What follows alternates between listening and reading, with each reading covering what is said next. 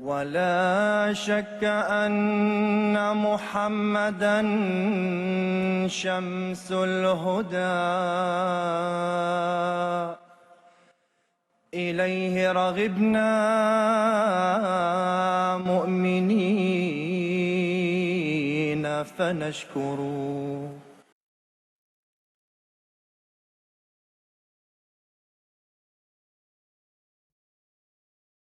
Chers téléspectateurs du monde francophone, Assalamu alaikum wa rahmatullahi wa barakatuhu.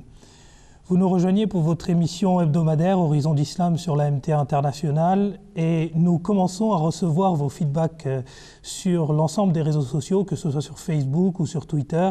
Et nous vous en remercions et nous vous demandons de continuer à nous envoyer soit vos messages d'encouragement, mais également si vous avez certaines questions, vos interrogations, que vous pouvez nous envoyer soit donc via cette adresse Facebook, via notre page, via notre compte Twitter, soit via le site internet www.islam-ahmadiyya.org, via notre adresse mail horizon@mta.tv, ou encore vous pouvez revoir les émissions que vous avez loupées sur notre chaîne YouTube.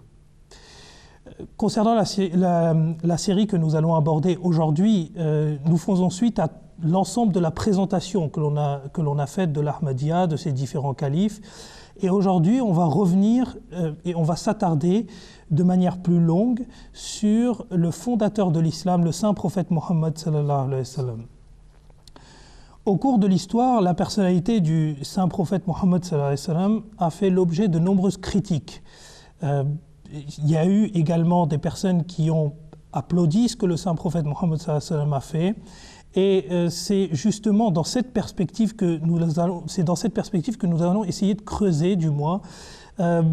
Par exemple, on pense notamment dans les grandes critiques qui ont été faites à l'égard du saint prophète Mohammed sallallahu alayhi wa sallam, à Dante dans la Divine Comédie, ou encore on peut penser à Voltaire qui avait écrit une pièce de théâtre.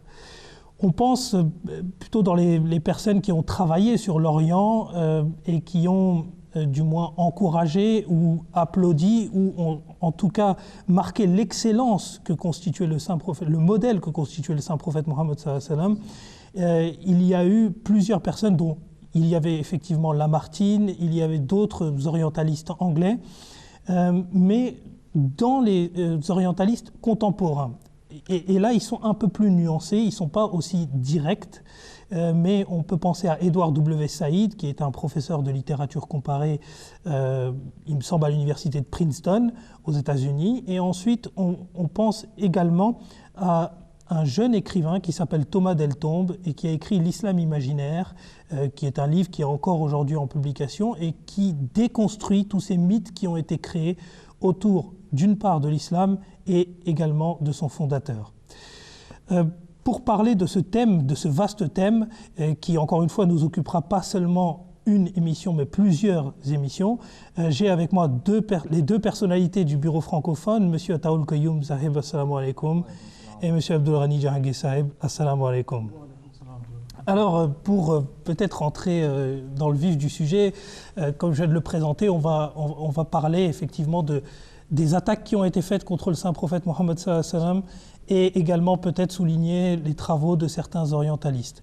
Mais avant ça, peut-être qu'il serait possible, M. Qayoum Sahib, de nous retracer l'historicité du saint prophète Mohammed sallallahu alayhi wa sallam. Tout d'abord, assalamu alaikum wa rahmatullah à tous nos téléspectateurs du monde francophone. Ces derniers temps, certains auteurs ont commencé à mettre en doute l'historicité du saint prophète Mohammed Mustafa sallallahu alayhi wa sallam, parce qu'ils veulent le comparer à d'autres leaders ou fondateurs religieux ou d'autres prophètes, à l'instar du prophète Jésus ou de Bouddha ou d'autres prophètes, et ils veulent mettre en doute la personnalité du saint prophète Mohammed paix soit lui, certains faits historiques qui concernent le saint prophète Mohammed paix soit lui, en disant que voilà, sa personnalité a été construite de toutes pièces en Irak ou à Petra, en Jordanie. Et toutes ces personnes qui sont en train de présenter ces théories, c'est à ces personnes que revient la tâche que de prouver leurs théories. Vous avez cité à l'instant certains orientalistes, et ils sont en grand nombre, ces orientalistes, au cours du 19e siècle, au cours du 20e siècle, qui ont étudié la vie du saint prophète Mohammed paix soit sur lui en profondeur et qui sont allés très en détail concernant sa personne. Donc ce sera très paradoxal que de critiquer d'une part le saint prophète Mohammed paix soit sur lui et que de mettre en doute s'il avait vraiment existé ou pas. Pour comprendre l'islam, si on veut comparer l'islam à d'autres religions, il faut comprendre que l'islam en tant que religion, le progrès de l'islam a été fulgurant. L'islam a progressé en tant que religion, mais aussi en tant que civilisation et en tant que nation. Retournons vers l'Arabie de l'époque du saint prophète Mohammed paix soit sur lui. À cette époque, l'Arabie était composée de différentes tribus. Ces différentes tribus, les Arabes avaient leur allégeance à ces tribus, à ces différentes tribus, et non pas à une nation, et non pas à un roi.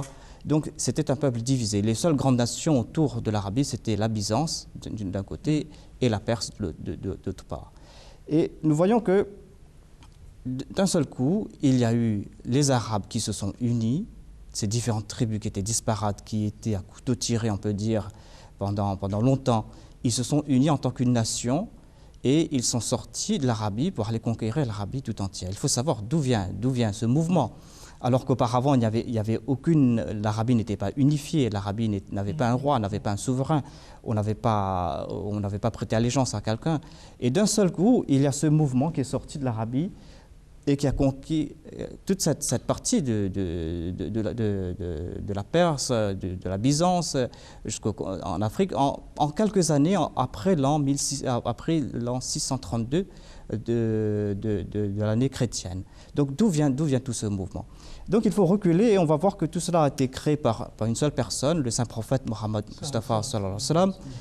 Et cette personne elle-même, donc ce qui a créé tout ce mouvement, c'est aussi le Coran. Donc ces Arabes qui sont sortis se sont basés sur une écriture religieuse, qui est le Coran.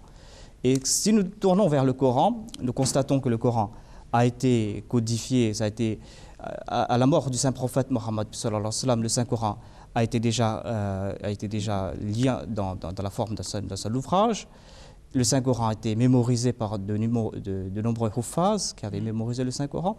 Et dans le Saint-Coran, nous voyons aussi de nombreux aspects de la vie du Saint-Prophète Mohammed paix soit sur lui qui ont trait à son histoire.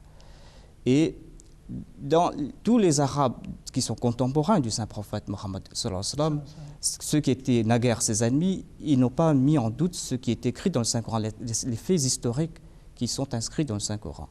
Et les compagnons du Saint-Prophète Mohammed sallallahu alayhi wa sallam, eux non plus, n'ont pas mis en doute les aspects, les faits historiques qui sont dans le Saint-Coran. Donc il y a autant de faisceaux qui prouvent que voilà, on ne peut pas vraiment mettre en doute la personnalité du Saint-Prophète Mohammed sallallahu alayhi wa sallam, son historicité, le fait qu'il était une personne historique qui a vraiment existé.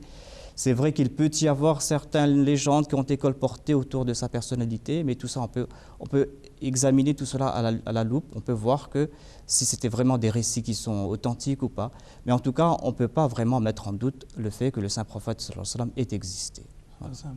Jacques Molla pour cette réponse, et c'est vrai que simplement pour revenir à vous avez utilisé le terme de huffaz qui veut dire en fait les personnes qui mémorisaient le Saint-Coran pour les francophones qui ne seraient pas avertis de l'arabe en tout cas. C'est le pluriel du mot hafiz. Oui. D'accord, voilà.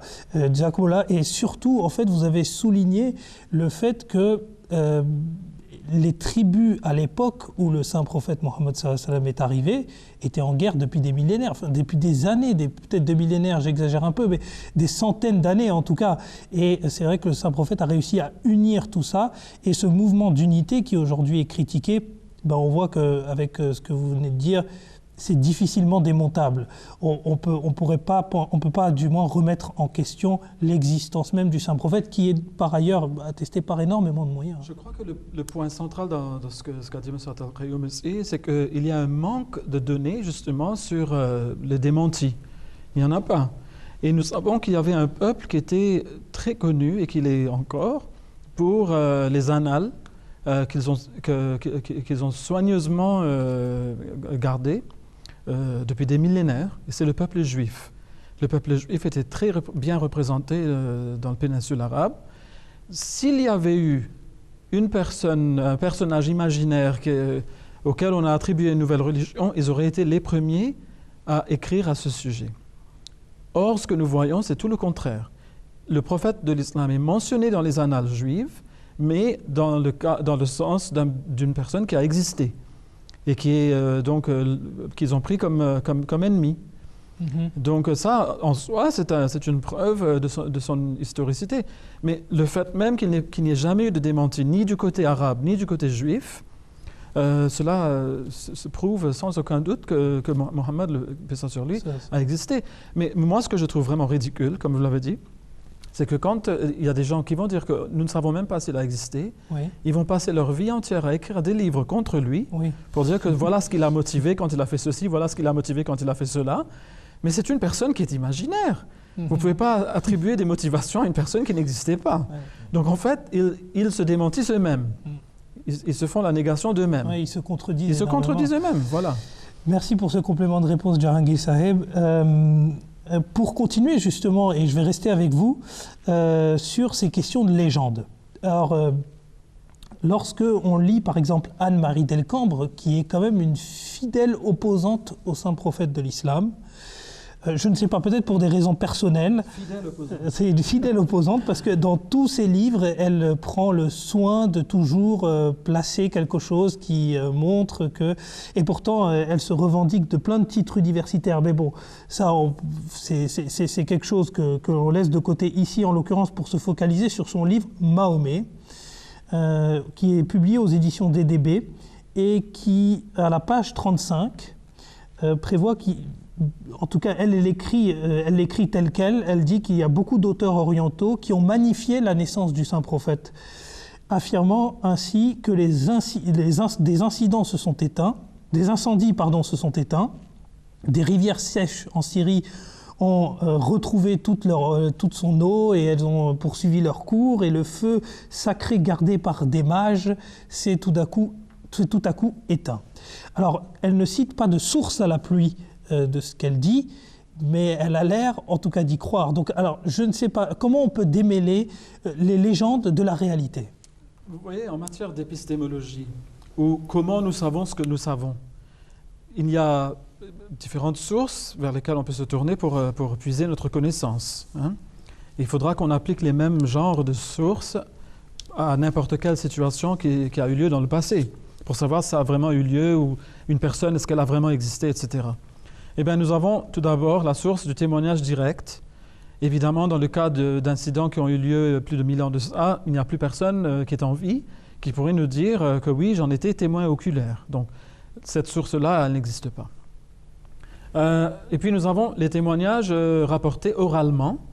Donc là, évidemment, ça a une certaine valeur. C'est quelqu'un qui a vu quelque chose, qui en a parlé à quelqu'un d'autre, et c'est la deuxième personne maintenant qui vient dire, voilà, j'ai entendu ceci d'un témoin oculaire. Ça a une certaine valeur. Et puis, nous avons les témoignages écrits. Donc là, c'est encore une fois un témoignage qui a été entendu verbalement par quelqu'un, qui a pris le soin de le mettre par écrit. Ça pourrait être la troisième ou la quatrième personne qui l'a mis par écrit finalement.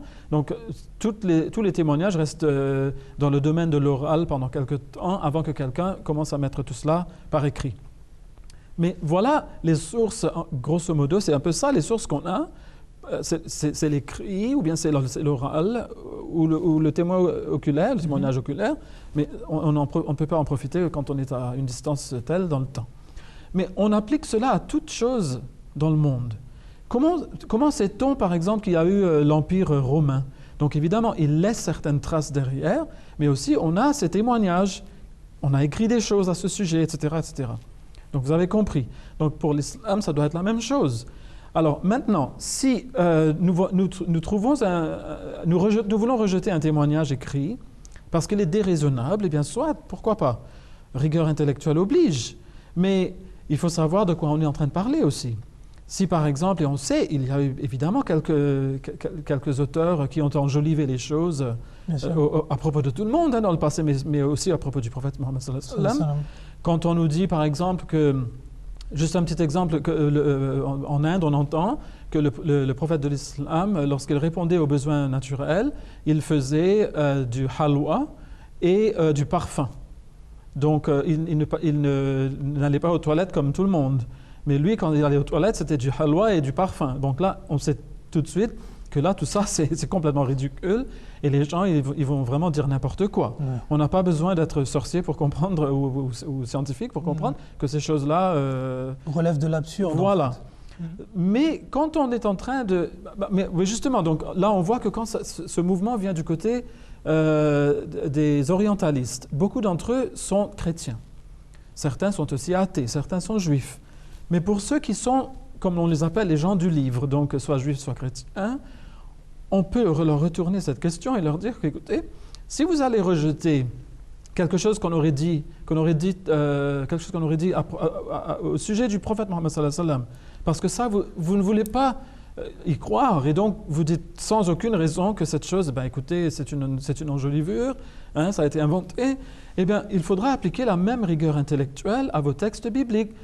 Par exemple, il y a des centaines de choses qu'on pourrait montrer du doigt dans la Bible, mais j'ai retenu juste un exemple ici. On a le cas de la sortie des enfants d'Israël d'Égypte. Oui. Si on doit en croire la Bible, eh bien, on va voir que rien que les hommes, ils étaient au nombre de 600 000. Alors, on peut se dire que s'il y avait 600 000 hommes, il a bien dû y avoir au moins 3 millions d'enfants d'Israélites, si on va compter les femmes et les enfants, qui sont sortis d'Égypte. Maintenant, la question qui se pose, c'est que lorsque Moïse, que la paix soit sur lui, va s'adresser à tout ce beau monde, essayez un peu de parler à même 40 000 personnes, sans micro. Qui va vous entendre dans le fond? Mais ici, 3 millions de personnes l'entendent sans aucun problème. Alors là, on voit tout de suite que c'est une chose qui est à rejeter. C'est un récit qui ne peut être accepté selon les normes de la logique. Mais est-ce qu'on peut comparer ça à une rivière sèche qui se remet à couler?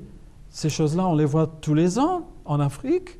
On voit le même phénomène en Australie, les rivières qui s'assèchent complètement et qui sont des rivières saisonnières, donc des rivières qui recommencent à couler. Ou bien qui retrouvent une source d'eau subitement et elles se mettent à couler en permanence. Cela arrive, ce n'est pas du domaine de l'impossible.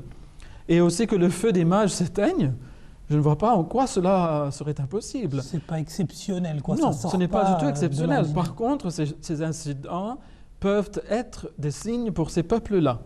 Parce que des fois, Dieu il utilise des signes qui peuvent influencer les gens. Selon leur compréhension, selon leur degré de superstition, etc.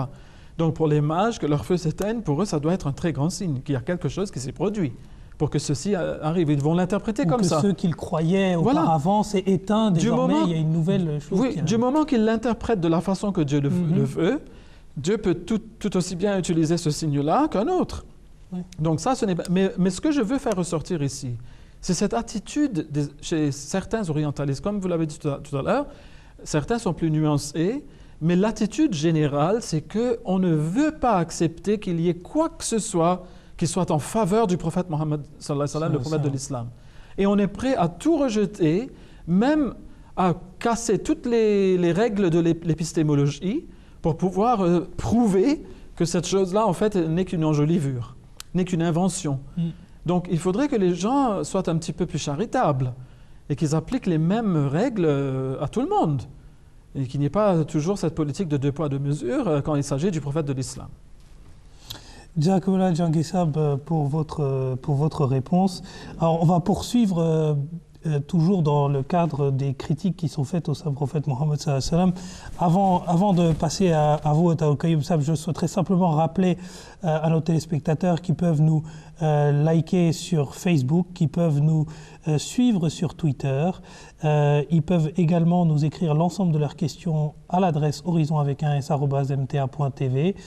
Et ils peuvent venir nous voir sur notre site internet www.islam-ahmadiyya.org pour nous voir, j'entendais bien entendu, pour voir les articles qui s'y trouvent, nous écrire leurs questions et également suivre l'ensemble de nos émissions sur la chaîne Twitter qui va s'afficher juste sur votre écran.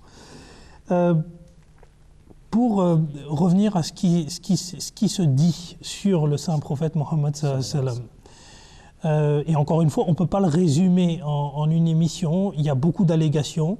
Il y a beaucoup de personnes aussi qui écrivent en faveur du saint prophète de l'islam. Mais cette émission, en tout cas, puisqu'elle est destinée à répondre à certains de ces orientalistes ou certaines de ces écrivains qui écrivent à tort et à travers sur le saint prophète Mohammed sallallahu alayhi wa sallam, il y a un argument qui est assez souvent répété. Et cet argument, c'est que le saint prophète de l'islam, Naouzubillah, serait un imposteur. Et donc, pour dire cela, ils se basent sur un ensemble d'éléments. Ils pourront se baser sur, par exemple, que c'est un imposteur, c'était pas vraiment un prophète parce que son but, il n'était absolument pas d'apporter une loi religieuse, il avait simplement des aspirations politiques. Et aujourd'hui, on le voit énormément avec tous ces mouvements qui se prétendent d'un islam et qui se raccrochent à des ambitions politiques, en fait, qui desservent le message même du saint prophète de l'islam.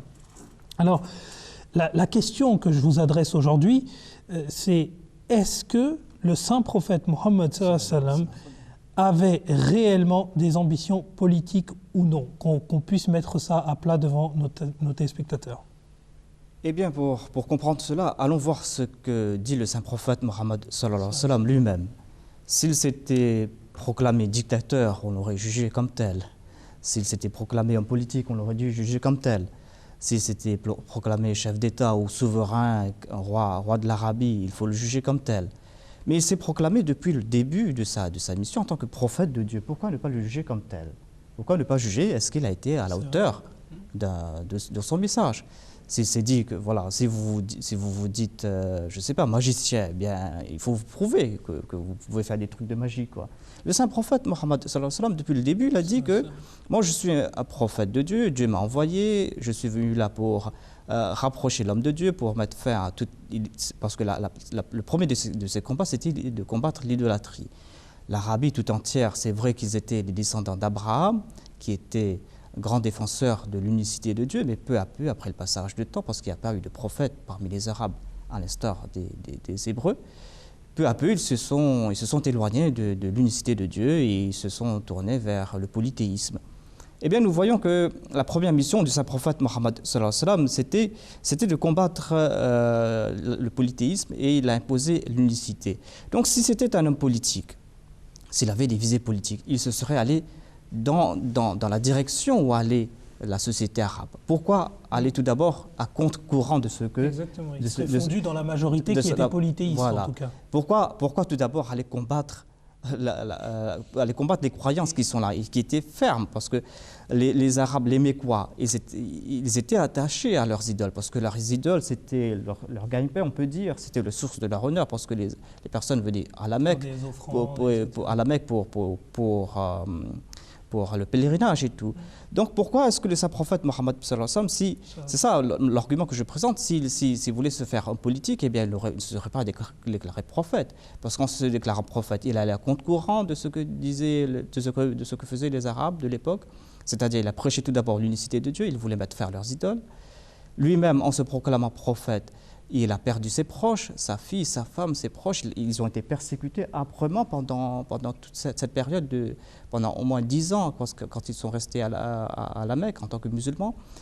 Et ensuite, il est allé à contre-courant de ce que de quoi les Arabes étaient le plus fiers. Ils étaient fiers de leurs aïeux. Le saint prophète Mohammed sallallahu alayhi wa sallam est venu, il leur a dit que voilà, ce que vos aïeux ont pratiqué, eh bien, c'est tout à fait faux. Il n'y a pas ces idoles-là, ça n'existe pas, il y a un seul Dieu. Ensuite, il a prêché la moralité. Il a prêché contre tous les vices qui étaient là parmi les Arabes. Et donc, comme je vous ai dit, il ne serait pas allé à contre-courant. Dieu lui dit d'annoncer dans le Saint-Coran « Qul ya ayyuhan nasu inni rasulullahi ilaykum jami'a » « Je suis un prophète pour vous tous. » Et il lui dit aussi « Laqad kana lakum fi rasulillahi uswatun hasana » Et vous avez dans le prophète de Dieu un très bon exemple. Et donc, tous ces messages, cela prouve que le saint prophète Mohammed sallallahu alayhi wa sallam s'était proclamé lui-même prophète et il a pratiqué sa vie jusqu'à la fin en tant que prophète. Et il fut un temps où, quand sa mission a commencé à progresser à la Mecque, quand les chefs mécois ont dit « Ok, on va essayer de le corrompre ». Ils ont fait venir le saint prophète Mohammed sallallahu alayhi wa sallam. Ils lui ont dit que voilà, eh bien, si tu désires être le souverain de l'Arabie, eh bien, on va te proclamer roi. Si tu veux être le plus riche parmi nous, eh bien, on va te donner toutes les richesses du monde. Si tu veux la plus belle femme de l'Arabie, eh bien, on va te la donner. Si tu es malade, si tu as quelques maladies, eh bien, on va trouver le plus bon médecin pour essayer de te guérir. Mais cesse de proclamer l'unicité de Dieu, cesse d'aller à l'encontre de ce que nous avons toujours pratiqué. Mais le saint prophète Mohammed, qu'est-ce qu'il a répondu? Il a dit que voilà, mettez le soleil dans ma main droite, mettez la lune dans ma main gauche, et je ne vais jamais arrêter ma mission qui est de proclamer l'unicité de Dieu, que de proclamer ce message de l'islam. Donc il faut juger le saint prophète Mohammed en tant que prophète. Et il n'avait pas de dessein politique, il ne voulait pas le pouvoir, sinon il se serait passé par d'autres moyens. Un politique, on peut l'accuser d'opportunisme, parce que oui, bien sûr. Un politique qui veut réussir dans la vie, il va chercher les créneaux, il va chercher des moyens d'arriver à cela. Il va certainement pas vouloir, aller à contre-courant, en tout cas, de l'idée majoritaire. Mais il veut faire plaisir à son électorat. Oui, exactement. Voilà. Mais là, tout ce qu'il a fait, comme l'a dit Khayoum Saab, c'était contre ce que les gens voulaient.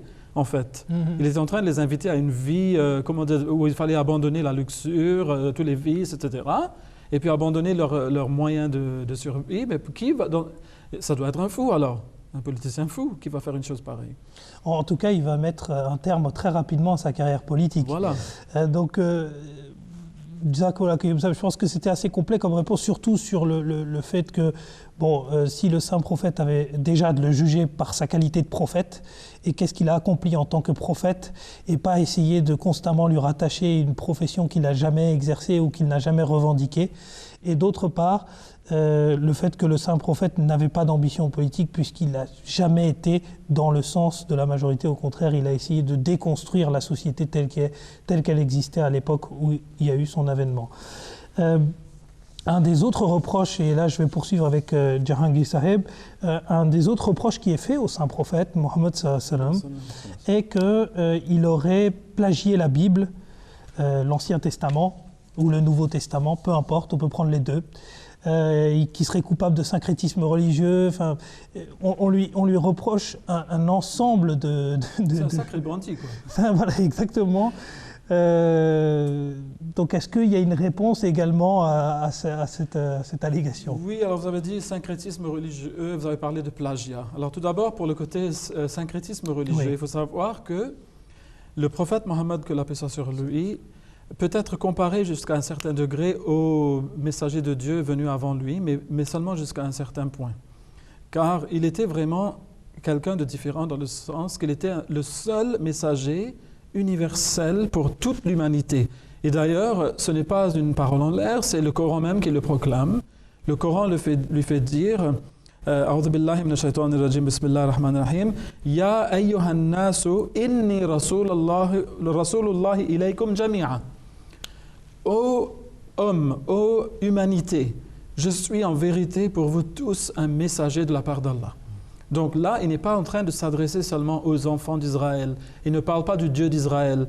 Il ne s'adresse pas seulement aux gens de l'Inde. Il ne s'adresse pas seulement aux gens de la Chine. Il s'adresse à l'humanité en entier. Alors déjà, il se revendique d'un message tout à fait universel qui va s'appliquer à tout le monde et qui s'adresse à tout le monde. Donc là, on doit déjà s'attendre à ce qu'il y ait un certain syncrétisme.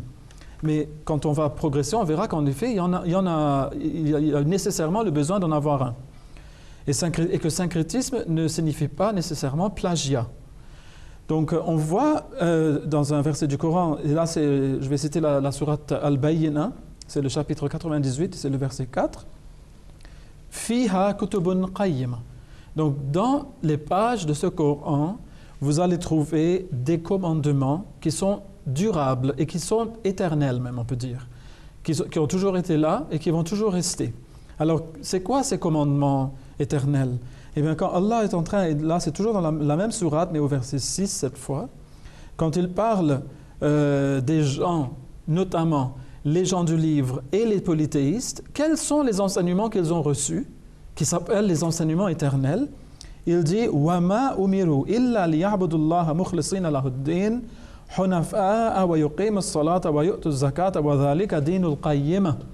donc il dit, et ils ne furent commandés que de servir Allah, d'adorer Allah, d'être sincères en lui dans leur obédience ou dans leur leur suite d'Allah, en l'écoutant donc, et en étant droit, et d'observer la prière et de payer la taxe de charité, donc la zakat. Et voilà la religion qui s'appelle Dinul Qayyim, la religion des commandements qui durent, les commandements éternels. Et là, Allah dit que ces commandements-là sont aussi dans le Coran, notamment ce que je viens de dire.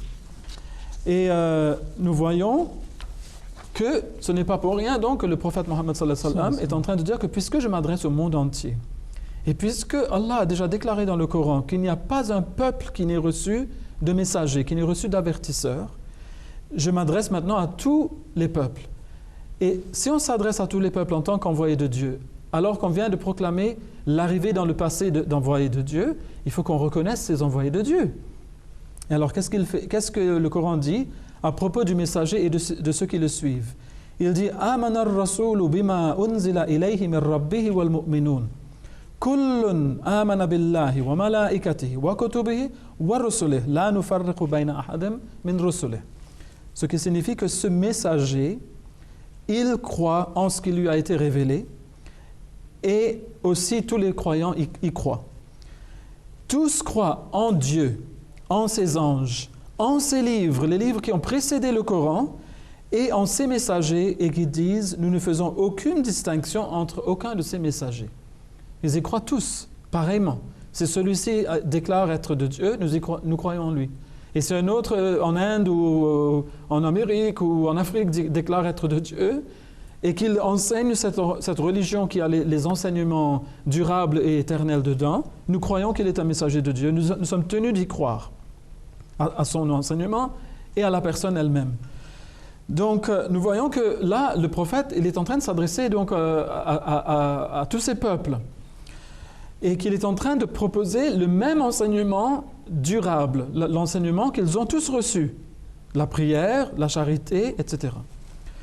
Et aussi, Allah dit que voilà ce qui est pour ce qu'il en est donc des enseignements éternels. Mais bien sûr, maintenant, la religion ne s'adresse plus à un seul peuple et à un seul temps. Oui. Le message maintenant s'adresse à tous les temps à venir, à toutes les époques et tous les peuples à venir. Donc Allah dit aussi Ma nansakh min ayatin aw nunsiha na'ti bi khayrin minha aw mithliha. Alors il dit quelques signes que nous abrogeons ou nous causons d'être oubliés, nous apportons un signe meilleur que celui-là ou quelque chose de similaire. Donc là, Allah est en train de parler justement des enseignements qui étaient temporels, qui s'adressaient à un peuple particulier. Oui. Par exemple, quand vous parlez de vaches à quelqu'un en Inde, le prophète qui viendra pour le peuple inuit ne pourra pas parler de vaches, parce qu'il n'y a pas de vaches là-bas. Donc son enseignement à lui s'adressera aux besoins du peuple auquel il s'adresse. Donc il y aura bien sûr des enseignements périphériques qui vont changer avec le temps. Et maintenant nous allons nous adresser au monde entier. Donc évidemment, il y aura des enseignements qui vont venir maintenant qui vont s'adresser à cela. Mais maintenant, côté syncrétisme, donc nous voyons que dans la prière musulmane, le prophète Mohammed sallallahu alayhi wa sallam a fait c'est un bel exemple de syncrétisme en fait. Parce qu'on voit que la prière musulmane reflète dans ses postures toutes les postures utilisées, les grandes postures utilisées par les peuples du monde. Dans certains peuples, les gens prient debout. Dans certains peuples, ils se baissent devant leur divinité. Dans certaines, les peuples s'asseyent pour prier. Dans certaines encore, elles se prosternent. Eh bien, toutes ces postures sont réunies dans la prière musulmane et cela même est un message envers tous les peuples du monde.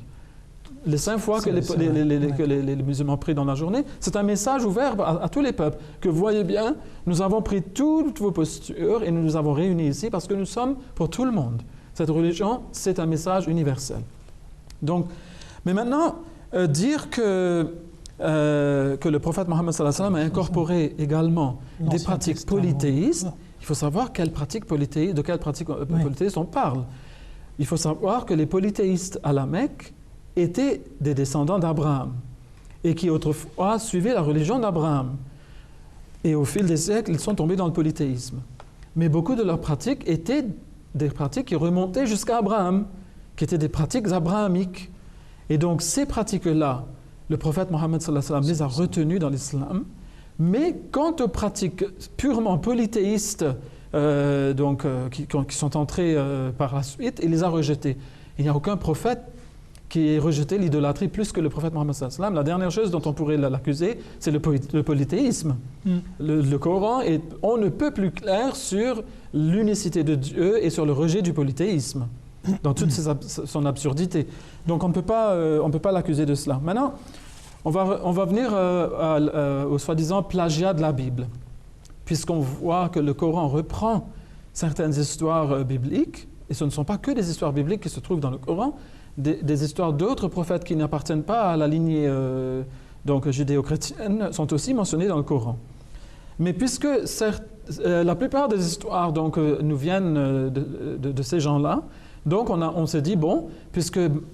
Et encore une fois, c'est toujours cette attitude orientaliste, puisque Mohammed, que la paix soit sur lui, n'est pas vraiment un prophète, c'est un imposteur, donc il a bien dû prendre ces histoires de quelque part, donc évidemment, il les a prises de la Bible. Mais alors, il y a quelque chose qu'on ne peut pas expliquer. C'est le fait que si la personne était en train de copier les histoires de la Bible, certainement les erreurs que contient la Bible auraient dû être reproduites dans le Coran. Notamment les anachronismes, il y en a tout plein dans la Bible. Hein. Il y a des gens qui ont écrit des livres entiers sur les anachronismes de la Bible. Donc je vais vous en mentionner un exemple. Nous voyons que dans la Genèse, et là je parle du chapitre 41, on voit que la conversation entre le pharaon et Joseph, fils de Jacob, là on est en train de parler de pharaon. Donc c'est le souverain à l'époque de Joseph, on l'appelle pharaon. La Bible l'appelle pharaon pas moins de 90 fois, le souverain à l'époque de Joseph. Je vais, à titre d'exemple, le verset 15 de ce même chapitre, donc le pharaon dit à Joseph, « J'ai fait un rêve, personne ne peut l'expliquer et j'ai appris à ton sujet que tu peux expliquer un rêve après l'avoir entendu. » Donc, quand on va analyser cette histoire à la lumière des sciences d'aujourd'hui, on va voir tout de suite qu'il y a anachronisme. Car à l'époque de Joseph, ce n'étaient pas des Égyptiens qui régnaient sur l'Égypte, c'était un peuple tout autre qui s'appelait le peuple Hyksos. Et ce n'étaient donc pas des Égyptiens de souche du tout, et les Hyksos ne s'appelaient pas des pharaons. Le titre pharaon s'applique seulement aux lignées égyptiennes de souche. Alors, ça c'est un anachronisme clair dans la Bible. Alors le Coran aurait dû le reprendre, n'est-ce pas? Mais et surtout, quand on voit que le Coran mentionne aussi le souverain à l'époque de Moïse, et le mentionne plus de 70 fois, et à chaque fois l'appelle Pharaon, ce qui signifie pharaon. Et nous savons qu'en effet, à l'époque de Moïse, le souverain était de souche égyptienne et appartenait à une dynastie pharaonique. Donc ça, c'est tout à fait correct. Mais donc, quand le Coran l'a tellement dit dans le cas de Moïse, on aurait pu s'attendre à ce qu'il reprenne l'erreur de la Bible, si plagiat il s'y trouve aussi. Mais qu'est-ce que le Coran dit? Le Coran mentionne le souverain de l'époque de Joseph 5 fois, et à chaque fois, le Coran l'appelle Al-Malik, le roi. Comment est-ce que le Coran s'est extirpé de ce problème anachronistique? Comment? Alors, quelle est la source de cela? Et on voit que l'histoire est renforcée par le cas d'Abraham. Je vais rapidement finir là-dessus. La Bible appelle aussi le roi d'Égypte, lorsqu'Abraham entre en Égypte, le pharaon, encore une fois. Et donc, on peut s'attendre à ce que le Coran fasse de même. Et bien, le Coran le mentionne plusieurs fois, et encore une fois, l'appelle Al-Malik, l'appelle le roi. Mais appelle le souverain de l'époque de Moïse, donc Pharaon, le pharaon. Alors, juste un petit point intéressant, c'est qu'on serait en droit de se demander comment Abraham et Joseph auraient pu converser directement avec le souverain d'Égypte, alors que si celui-ci avait été un Égyptien, il serait en train de parler une langue qui était pour eux complètement inintelligible. On voit dans la Bible qu'il y a une conversation très facile entre les deux. Cela démontre donc que le peuple qui régnait à l'époque d'Abraham et à l'époque de Joseph devait être un peuple de souche sémitique. Et c'est comme ça qu'il avait assez d'intelligibilité pour qu'il puisse converser. Oui, voilà. Ce sont des petits points de passage, mais c'est quelque chose qui le souligne bien. Moïse, quant à lui, n'aurait pas eu ce problème, car Dieu a fait en sorte qu'il soit élevé, qu'il grandisse dans le palais même de Pharaon. Donc lui, il a bien appris l'égyptien depuis sa tendre enfance. Donc lui, il n'a pas eu ce problème. Donc vous voyez que cela ne rime à rien. Quand on accuse le Coran de plagiat, il faudrait quand même apporter des preuves. Les preuves vont dans le sens contraire. Le Coran, à chaque fois que la Bible pêche dans les anachronismes, le Coran, quant à lui, présente la version qui est en ligne, qui s'aligne avec la connaissance scientifique d'aujourd'hui. Donc c'est vraiment bizarre. Donc quelle est cette source? Je laisse ça avec les auditeurs qui réfléchissent un petit peu là-dessus. Jazakumullah pour cette réponse et sous forme finale de questions à la fin. Je pense qu'on va passer un petit clip vidéo justement parce qu'on est en train d'aborder toutes ces questions qui sont liées aux allégations qui sont faites contre le saint prophète Mohammed sallallahu alayhi wa sallam. Et comme nos auditeurs maintenant le savent, puisqu'on a très bien présenté la communauté musulmane Ahmadiyya, ils savent très bien qu'aujourd'hui le chef spirituel de la communauté musulmane Ahmadiyya est un calife et qui est le 5e calife et qui s'appelle Hazrat Mirza Masroor Ahmad Ta'ala bin Aziz, que Dieu soit son aide. Et il a justement, il s'est prononcé à de multiples reprises sur le saint prophète de l'islam, mais en tout cas on va écouter une partie d'un sermon pendant lequel il a justement évoqué toutes ces questions-là.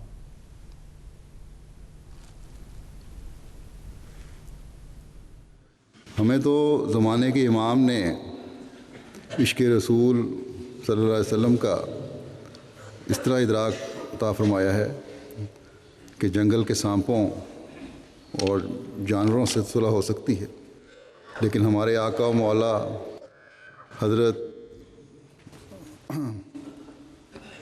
Mohammad रसूलुल्लाह सल्लल्लाहु अलैहि वसल्लम हज़रत ख़ातिमुल अंबिया की तौहीन करने वाले और उस पर ज़िद करते चले जाने वाले से हम सुलह नहीं कर सकते। हज़रत मसीह मौद अलैहिस्सलाम फरमाते हैं कि मुसलमान वो कौम है जो अपने नबी करीम की इज़्ज़त के लिए जान देते हैं और वो इस बेइज़्ज़ती से मरना बेहतर समझते हैं कि ऐसे शख्सों से दिली सफाई करें और उनके दोस्त बन जाएं, जिनका काम दिन रात ये है कि वो उनके रसूल करीम सल्लल्लाहु अलैहि वसल्लम को गालियाँ देते हैं और अपने रसालों और किताबों और इश्तिहारों में निहायत तौहीन से उनका नाम लेते हैं और निहायत गंदे अल्फाज से उनको याद करते हैं। याद रखें, आप फरमाते हैं कि याद रखें कि ऐसे लोग अपनी कौम के भी खैर खा नहीं हैं, क्योंकि वो उनकी राह में कांटे बोते हैं। और मैं सच सच कहता हूँ कि अगर हम जंगल के सांपों और बियाबानों के दरिंदों से सुलह कर लें तो ये मुमकिन है, मगर हम ऐसे लोगों से सुलह नहीं कर सकते जो खुदा के पाक नबियों की शान में बदगोई से बाज नहीं आते। वो समझते हैं कि गाली और बदजुबानी में फ़तह है, मगर हर एक फ़तह आसमान से आती है। फरमाया कि पाक ज़ुबान लोग अपनी पाक कलाम की बरकत से अंजाम कार दिलों को फ़तह कर लेते हैं, मगर गंदी तबीयत के लोग इससे ज़्यादा कोई हुनर नहीं रखते कि मुल्क में मुफसदाना रंग में तफरीका और फूट पैदा करते हैं।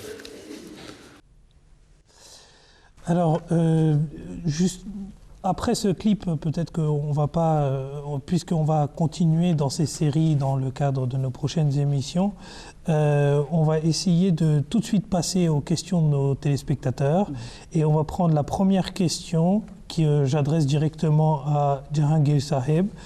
La première question est de Monsieur El Haj Dramé de France, qui nous demande, compte tenu du système mondial actuel, un chef d'État peut-il accepter l'Ahmadiyya et gouverner son pays selon les enseignements du véritable islam? Eh bien, un chef d'État est bien sûr le bienvenu à accepter l'Ahmadiyya. Il n'y a rien qui empêche un chef d'État d'accepter l'Ahmadiyya, évidemment.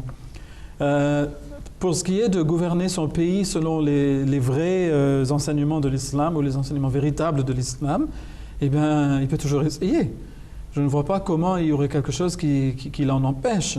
Mais peut-être que la personne qui pose la question se demande, est-ce qu'il est possible d'appliquer les principes de l'islam véritable dans l'environnement actuel.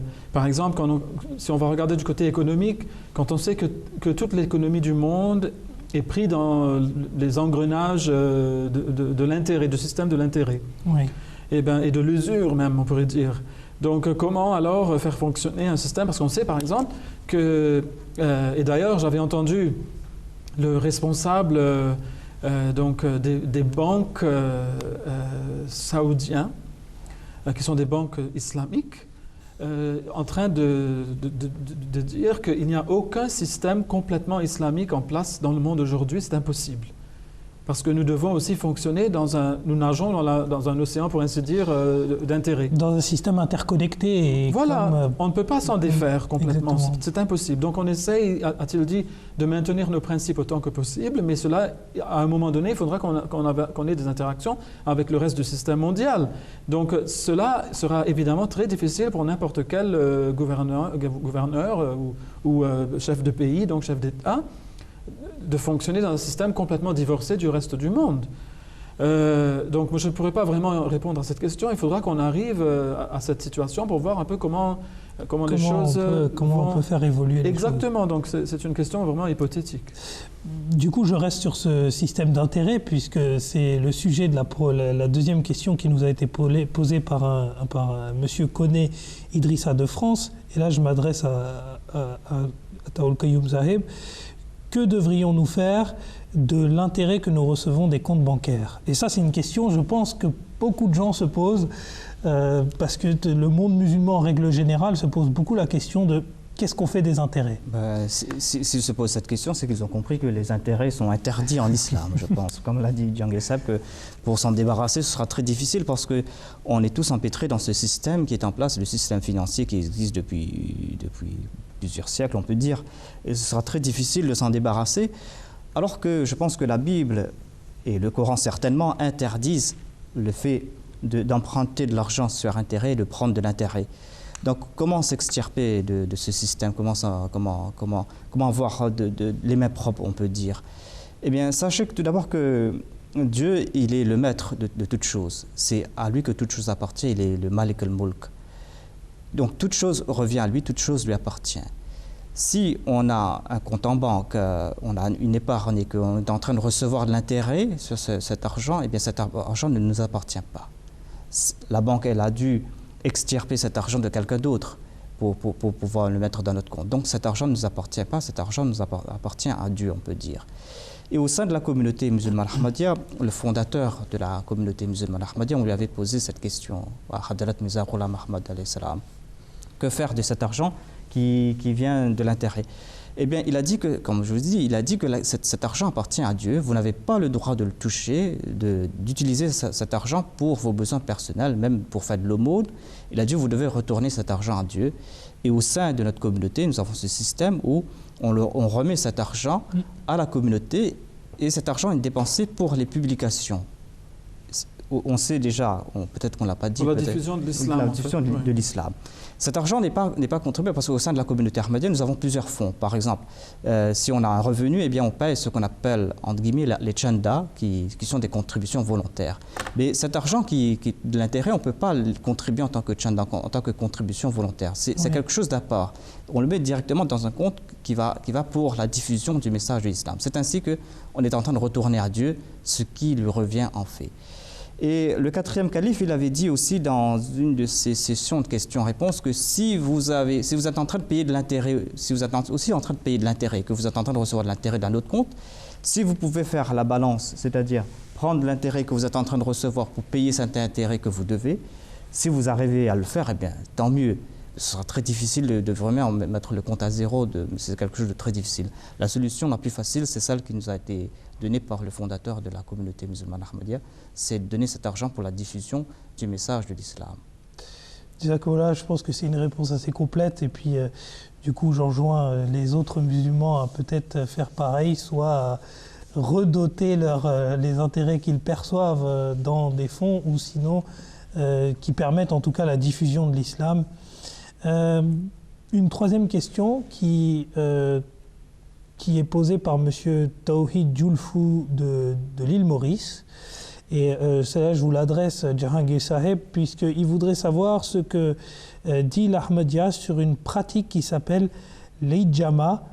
Et cette pratique, je ne sais pas si je le prononce correctement, et il nous renvoie vers un site internet qui concerne de la jurisprudence islamique, il me semble, du fiqh. Donc, est-ce que vous pourriez nous en dire un tout petit peu plus là-dessus? Oui, le prophète Mohammed en a parlé, donc cela est repris dans plusieurs hadiths. En fait, c'est une méthode thérapeutique qui consiste à appliquer sur des parties du corps des ventouses, ou bien à faire des incisions superficielles dans la peau et de placer des ventouses dessus pour comment dire, extraire un petit peu de sang. Ce n'est pas beaucoup, mais un petit peu, sur des points très précis sur le corps. C'est une façon de guérir certaines maladies ou d'enlever des douleurs persistantes qui a été pratiquée depuis l'époque des pharaons. Et ça a été aussi pratiqué en Chine que dans la médecine ayurvédique de l'Inde. Voilà. C'est ce à quoi ça me faisait rappeler, en tout cas, ces piqûres un peu partout. Voilà. Sur le corps, oui. Donc, de nos jours, on a tendance à moins faire les incisions superficielles dont je vous avais parlé, mais l'application de ventouses est certainement encore utilisée. Et c'est utilisé avec de bons résultats. Donc, la Jamaat Ahmadiyya n'a rien à dire contre cela, du moment que ce soit dans une ambiance contrôlée et qu'il n'y ait pas de risque d'infection ou d'autres choses. Eh bien, il n'y a pas de mal dans cela. C'est une thérapie comme une autre. Donc, voilà, il n'y a pas d'interdiction dans ce sens, en tout cas. Jazakumullah Jahangir Saheb. Une autre question, et celle-ci va peut-être prendre soit un peu plus de temps, ou soit en tout cas à la lire, et je vais prendre un peu plus de temps, puisque la personne veut qu'on lise les moindres détails de sa question. Elle nous a été adressée par Mohamed Seddiq Bodoun de Terre-Neuve, du Canada. Alors cette personne nous écrit que si c'est vrai que Jésus de Nazareth retournera comme prophète dans le futur, est-il correct de dire qu'il sera le dernier prophète qui aurait vécu sur terre et que Hazrat Mohammed Mustafa était le dernier prophète qui a pris naissance? Et ensuite, il poursuit en nous affirmant dans cette question, si c'est vrai que demain Jésus de Nazareth sera un prophète universel, que fait-on du verset du Saint-Coran qui le prononce comme prophète d'Israël, et il fera de lui un messager aux enfants d'Israël? Et là, il cite, il me semble, la partie 3 et le verset 50, ou le chapitre 3, verset 50. Oui, la première question, la première affirmation, c'est vrai si, comme le croient certains musulmans, je ne dis pas tout maintenant, cette croyance, je pense qu'elle commence à s'éroder parce que c'est une croyance tellement absurde, le fait que Jésus-Christ soit toujours vivant au ciel, qu'il descende des cieux. Si selon certains musulmans, je pèse mes mots, si selon certains musulmans, Jésus-Christ, fils de Marie, celui qui a été envoyé aux enfants d'Israël, doit venir en chair et en os dans les derniers temps, eh bien ce sera lui le dernier prophète qui est apparu sur terre, selon ces musulmans. Et voilà l'argument que nous présentons à ces musulmans, parce qu'ils nous condamnent en disant que voilà, vous ne croyez pas que le saint prophète Mohammed sallallahu alayhi wa sallam est le dernier des prophètes. Nous leur disons oui, nous acceptons que le saint prophète Mohammed sallallahu alayhi wa sallam est le dernier des prophètes de loi, le Khatam al-Nabiyyin. Mais selon votre croyance à vous, si Jésus-Christ doit revenir sur terre, eh bien, chronologiquement, ce n'est pas le saint prophète Mohammed sallallahu alayhi wa sallam qui est le dernier des prophètes, c'est Jésus-Christ qui est le dernier prophète. Donc, voilà l'absurdité de la croyance. Donc, selon eux, Jésus-Christ sera vraiment le dernier des prophètes, et le dernier prophète à prendre naissance, ce sera certainement, selon eux, encore une fois, le saint prophète Mohammed sallallahu alayhi wa sallam. Encore une fois, nous disons à nos détracteurs que si vous dites que c'est ce même Jésus-Christ qui doit descendre des cieux, eh bien il viendra dans les derniers temps, il sera vraiment un prophète universel parce qu'il va s'adresser à l'humanité tout entière. Et cela va contredire encore une fois ce que dit le Saint-Coran, que Jésus-Christ a été envoyé aux enfants d'Israël et qu'il n'était pas un prophète universel. Le prophète universel, selon nous, comme l'a dit Jahangir Saheb, l'a cité un verset auparavant, que c'est le saint prophète Mohammed sallallahu alayhi wa sallam. Le saint prophète a dit « Inni rasulullahi ilaykum jami'a ». C'est lui seul qui a eu ce titre, c'est lui seul qui a eu cet honneur de s'adresser à l'humanité tout entière et aucun autre prophète. Jazakallah Qayyum Saheb, pour votre réponse. Et c'est vrai que cette question de contradiction est assez intéressante si on l'analyse même du point de vue de la rationalité, puisque attendre un prophète qui serait dans l'imaginaire vivant encore au ciel et qui retournera, comme le dit notre ami qui nous a écrit cette question, eh bien, entretient en fait une contradiction qui n'existe pas dans le Coran. Je pense qu'on a encore le temps pour prendre une dernière question assez rapidement que je vais adresser à Jahangir Saheb.